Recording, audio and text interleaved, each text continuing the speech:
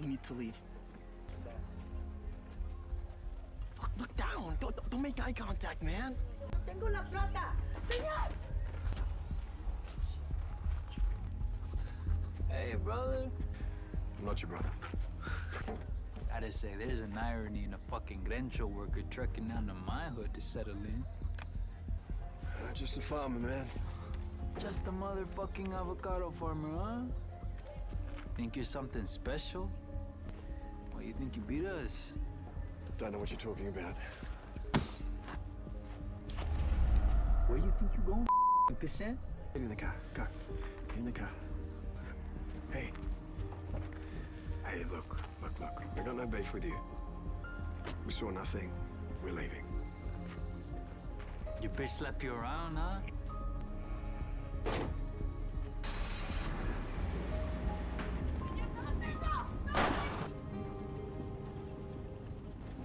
You okay?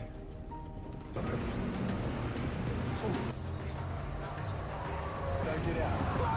Fuck them!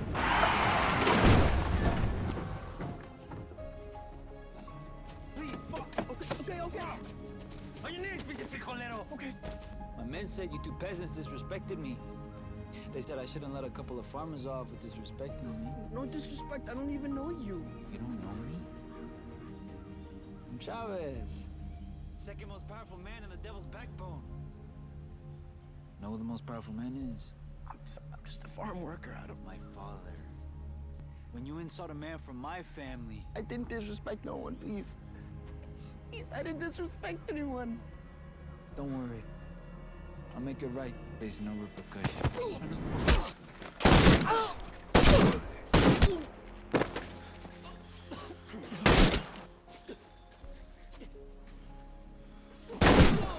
The film opens with Joe, a former Special Forces soldier renowned for his exceptional hand-to-hand combat skills, who now yearns for a peaceful existence.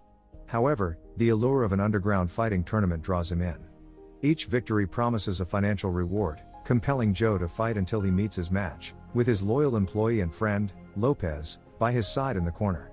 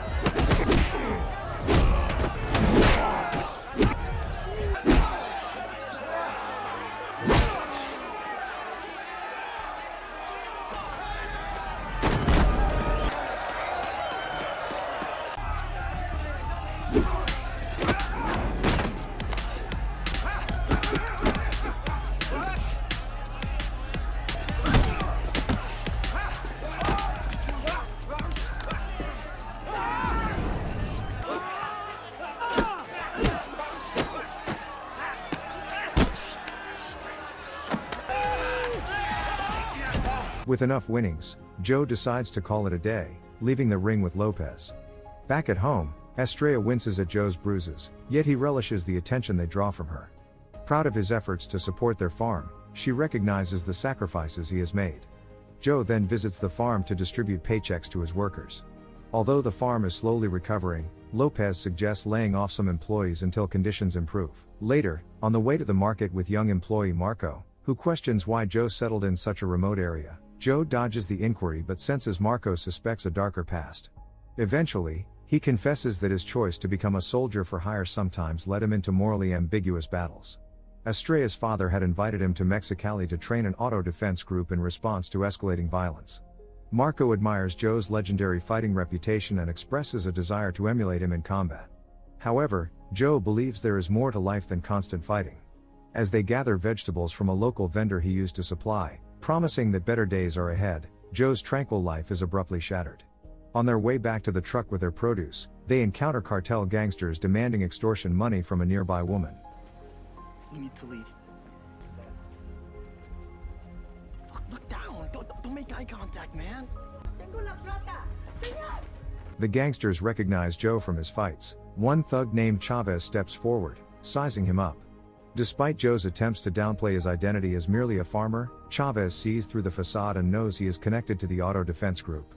Chavez shoves Joe with a force that barely registers, but his warning is clear: he has eliminated many like Joe before.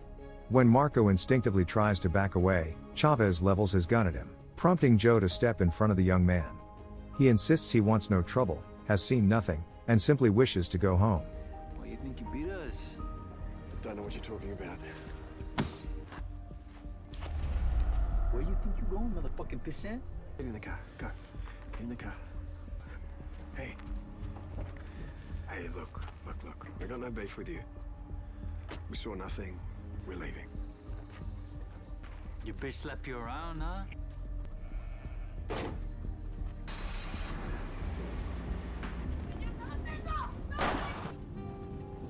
Reluctantly, Chavez lets them drive away, but the reprieve is short-lived as he mercilessly guns down the female vendor in the street, a chilling reminder of his brutality. As they drive back, Marco's anger boils over at the woman's senseless death. He vows to learn how to fight and take revenge against those responsible. Before Joe can respond, trouble finds them once more. Chavez and his thugs catch up in a truck, clearly unhappy with their earlier encounter. Joe desperately tries to outrun them, but the truck sputters and fails, leading to a violent crash against a tree. Please. Okay. On your knees, pinche frijolero. Okay. My men said you two peasants disrespected me. They said I shouldn't let a couple of farmers off with disrespecting me. No disrespect. I don't even know you. You don't know me? I'm Chavez. Second most powerful man in the devil's backbone. Know who the most powerful man is? I'm just a farm worker. My father. When you insult a man from my family. I didn't disrespect no one, please. Please, I didn't disrespect anyone. Don't worry. I'll make it right. There's no repercussions.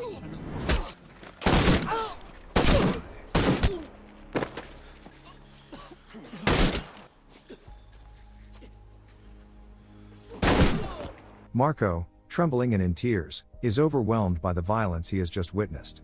Yet Joe knows they cannot linger. He retrieves 2 shovels from his trunk and instructs Marco on what they must do to cover their tracks. After hastily burying the bodies in a shallow grave and setting their truck ablaze, Marco looks at Joe with newfound respect for his skills. Back at home, Joe urges Marco to remain silent about the horrific events and reassures him that everything will be fine. In the weeks that follow, life on the farm appears to return to normal as it slowly recovers.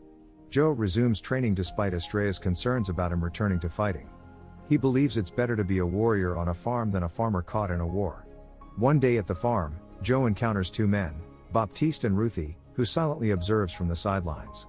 Sensing something amiss, Joe feels uneasy about their presence among his fruit trees but reluctantly agrees to give them a ride back to their vehicle. During the drive, Baptiste speaks casually about his love for farming, but Joe soon realizes that this man is no mere businessman. He is a ruthless underboss for the general, with Ruthie as his enforcer. As they part ways, a sense of foreboding washes over Joe. He races back home to warn Estrella that they need to leave immediately. Trouble from his past has resurfaced. With urgency in his voice, he urges her to gather her belongings while he attempts to call Marco but finds himself unable to reach him. Just then, there's a knock at the door. It's Baptiste again, this time claiming to represent the Guacomo Corporation and expressing interest in purchasing a significant portion of their crops. Estrella invites Baptiste inside and offers him food, but as their conversation unfolds, it grows increasingly unsettling. He probes, revealing his knowledge of Estrella's background as the daughter of a soldier who lost his life fighting the cartels. He adds, casually referencing Joe's truck. Although it has been repainted, Baptiste deduces it was involved in an accident. Joe attempts to brush it off as a farming mishap, but Baptiste presses on, recounting a recent discovery of a burned-out truck on a farmer's property, near a shallow grave containing the son of a powerful mob boss. Throughout this tense exchange, Joe remains composed, absorbing every word Baptiste shares. When Baptiste suggests they consider his offer and leaves his contact information, Ruthie enters, locking eyes with Joe in a menacing stare. However, Baptiste urges Ruthie to leave with him. As they exit, Joe and Estrella realize they are in grave danger and decide to head straight to Marco, fearing Baptiste has already made the connection. They quickly gather their belongings and call Lopez to keep an eye on the house before heading to Marco's place. Joe instructs Estrella to keep the truck running while he heads inside, anticipating trouble might be waiting for them. As he approaches the house, he is startled by a bloodied gangster emerging from within. Instinctively, Joe dispatches him with a swift move that breaks his neck. But as he steps inside, his worst fears materialize. Marco lies lifeless in the tub, the shocking sight momentarily shattering his composure. Joe musters the strength to break the devastating news to Estrella. Aware that gangsters will soon be tracking them down, he devises a plan. He instructs Estrella to wait for him at the edge of town while he throws their pursuers off their trail, reassuring her with a promise that he will return. She reluctantly departs, and Joe steels himself before going back inside. He gazes at Marco's young body, and his grief transforms into a fierce resolve. Just then, a group of armed thugs approaches the house wielding machetes. Joe steps out to confront them, brandishing his own blade.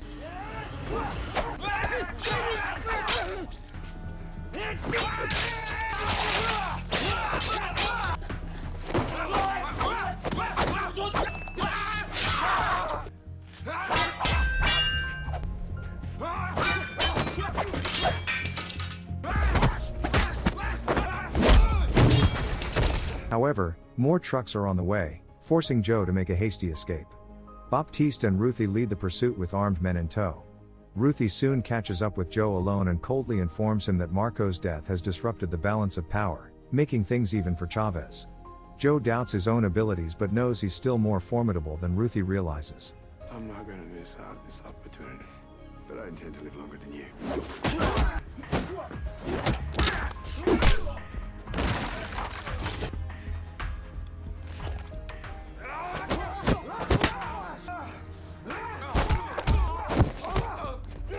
He was just a kid!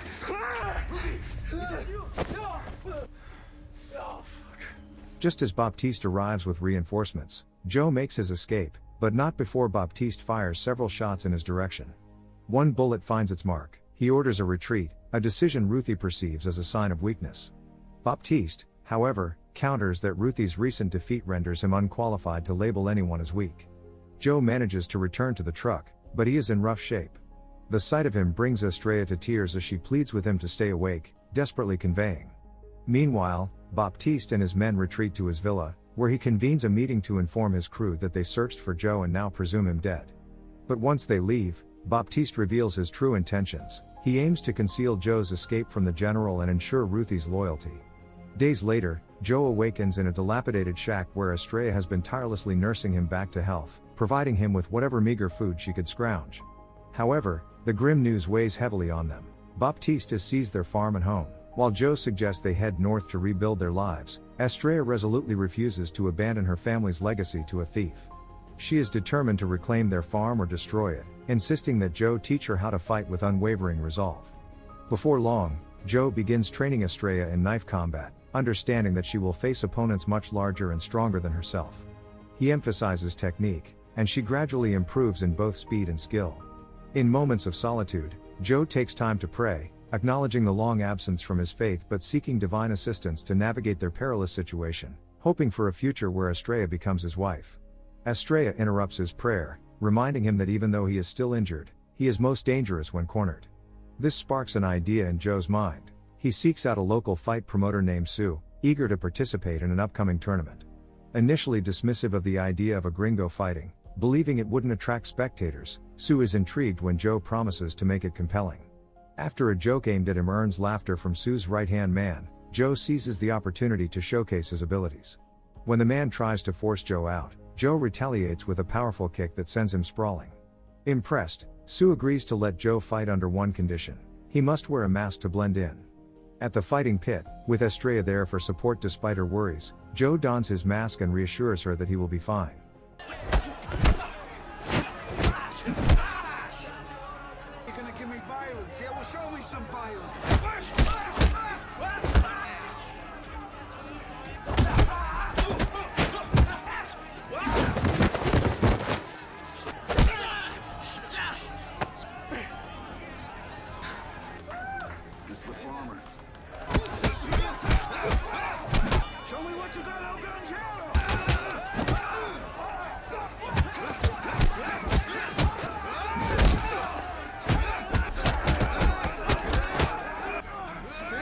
a shocking turn of events, Baptiste kidnaps Estrella at gunpoint. The sight of Ruthie watching him sends alarm bells ringing in Joe's mind. Something is terribly wrong. Fueled by rage, Joe demolishes his opponent and charges after Estrella.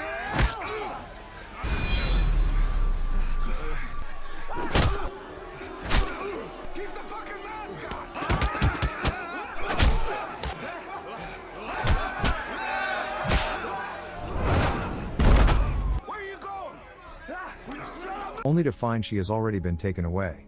Returning home defeated and consumed by guilt for allowing this to happen, he unleashes his fury by destroying everything in the room. Once he calms down, only one thought remains: vengeance. With weapons needed for his mission of retribution, Joe visits a local arms dealer. Show him the merchandise.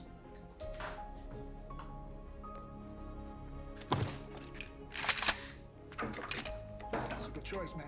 9s and 45s, all right? This doesn't sound like 3,000. I'm a few hundred short. It's gonna be 3,000. For 2 guns? No. For your life. What part of my story didn't you understand? You sure you want to do this?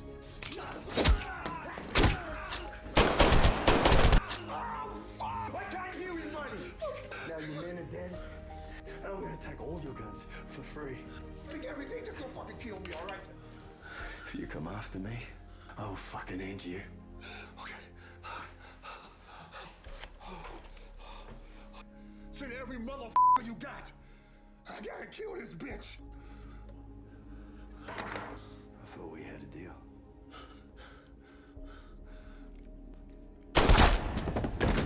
Arriving at the farm, where Baptiste is stationed guards throughout the area, Joe begins his assault by taking out 2 unsuspecting lookouts as he stealthily approaches from the woods.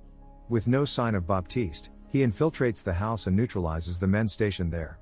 When Baptiste and Ruthie return, Joe confronts them, swiftly eliminating Baptiste's remaining henchmen and demanding Estrella's release. Baptiste reassures him that she is unharmed, but Joe is far from finished. He instructs Baptiste to contact his boss, insisting that they inform him they have captured his son's killer and to bring his men. Failure to comply will result in both their deaths. Baptiste makes the call, and the general decides to come, but not without a promise of retribution against Baptiste for his betrayal. Baptiste expresses doubt that killing Joe will resolve anything, as the general would undoubtedly seek vengeance. But Joe is resolute. He is prepared to eliminate anyone who threatens him. He demands that Ruthie bring Estrella to him. Baptiste scoffs at Joe's determination, questioning why he would risk everything for a mere farm and a woman. Yet for Joe, they represent the last remnants of goodness in his life, and he is willing to fight fiercely to protect them. Suddenly, trouble brews outside as a heavily armed gang surrounds the house. Santiago, the general's counselor, steps forward to negotiate with Joe. Joe demands the return of his farm and an audience with the general to clarify the truth about his son's death. He insists that the general come inside, but Ruthie shatters this facade, warning Santiago that it's a trap. In a fit of rage, Santiago attacks Baptiste for his treachery, only for Baptiste to eliminate him with a swift stab to the neck using a broken bottle. With this act, Baptiste temporarily shifts allegiances but warns that now they are all targets. Despite the betrayal, Joe acknowledges that Baptiste has managed the farm well and even rid it of crop diseases. Recognizing that they need all the help they can get, Joe allows Baptiste to arm himself. Just then, the general finally arrives, calling out for Joe to surrender himself as his son's killer. In a bold move, Joe opens the door and immediately guns down the general, narrowly escaping back inside as gunfire erupts around him. In the ensuing chaos, Baptiste, Joe, and Estrella grab weapons and return fire, covering each other as they maneuver toward the back of the house. Estrella is the first to escape, taking down one assailant before dispatching another man operating a mounted machine gun in a surprising display of skill. Meanwhile, Joe finds himself out of bullets and switches to a machete when he encounters the same formidable fighter from earlier. They engage in a fierce battle, and though he suffers a blow, Joe ultimately prevails. Baptiste comes under attack next, but Joe arrives just in time to save him. Together with Estrella, they continue their fight until every gangster is eliminated.